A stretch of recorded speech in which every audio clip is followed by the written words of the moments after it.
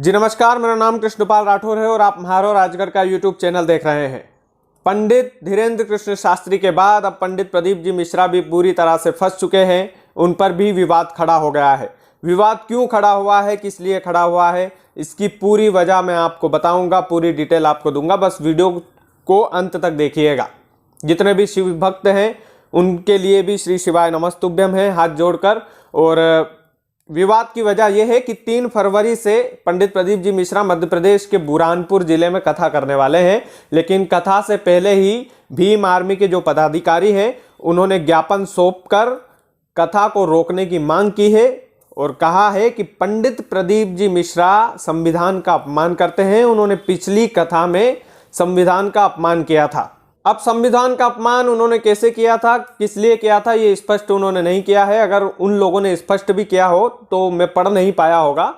लेकिन एक बात मुझे समझ में नहीं आ रही है कि देखिए, मेरे लिए सभी संगठन हिंदुत्व वाले संगठन हैं। भीम आर्मी के जितने लोग हैं सारे के सारे हिंदू हैं, हिंदुत्व से जुड़े हुए हैं। भगवान राम की भी वो पूजा करते हैं, भगवान कृष्ण की पूजा करते हैं।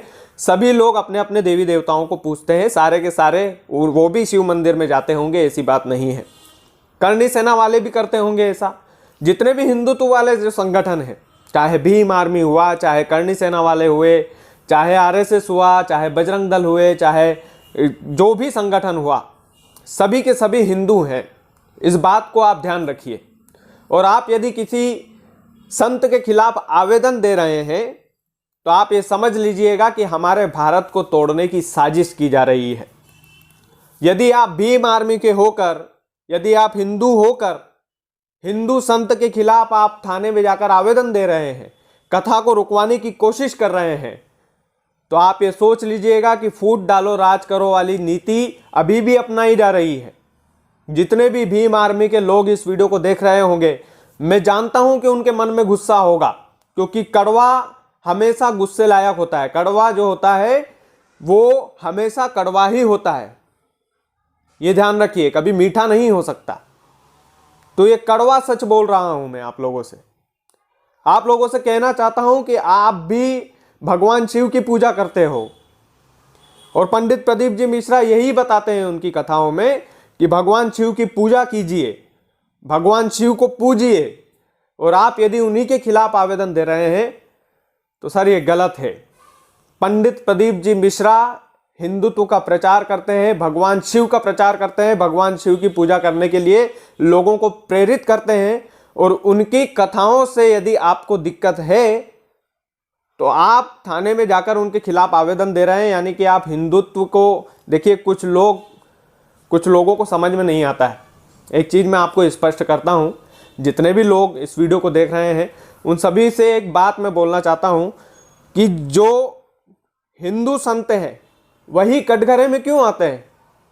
किसी मौलवी के खिलाफ कोई आवेदन क्यों नहीं देता जो कान में फूंक मार के बीमारी ठीक कर देता है?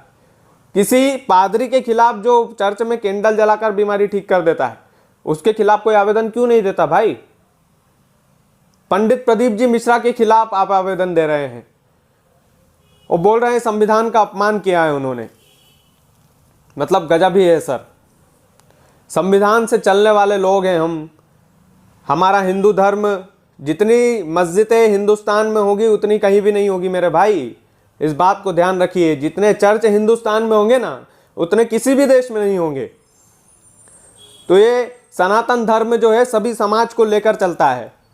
और सनातन धर्म के खिलाफ, महान संतों के खिलाफ यदि आप ऐसा करेंगे तो आपका डिसीजन नहीं बना रहे हैं, आपको रिमोट कंट्रोल के द्वारा चलाया जा रहा है और आप बस चल रहे हैं, आपके संगठन को बस चला रहे हैं। ये चीज़ें गलत है सर।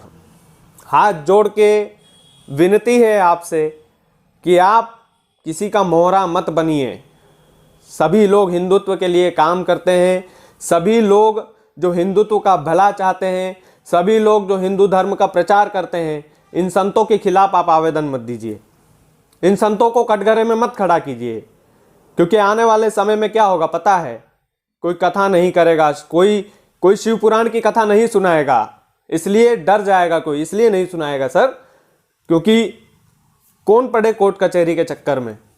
आधे संतों को तो हम जेल पहुंचा चुके हैं, आवेदन दे दे के, हिंदू होकर हिंदुओं ने उनको जेल में डलवा दिया है। अब वो षड्यंत्र कहें, सच्चाई कहें, जो भी कहें, लेकिन अब मत कीजिए सर, अब मत कीजिए ऐसा।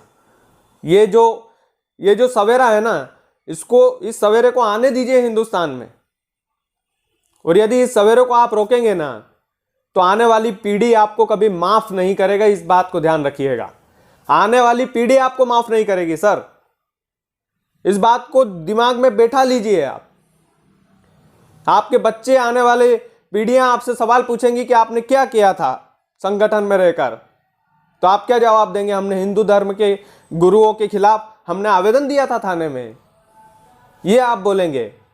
और संविधान का अपमान यदि उन्होंने किया है तो पंडित प्रदीप जी मिश्रा भी, उनको भी ध्यान में रखना चाहिए कि वो इतनी बड़ी गद्दी पर बैठे हैं, कोई ऐसी बात नहीं बोले जिससे किसी भी संगठन विशेष को ठेस पहुंचे। मैं उनके लिए भी बोलता हूं, क्योंकि उनको लाखों लोग सुनते हैं। और अगर वो भी ऐसी कड़वी बातें अगर बोलते हैं, किसी संगठन विशेष को यदि टारगेट करते हैं, तो वो भी गलत है।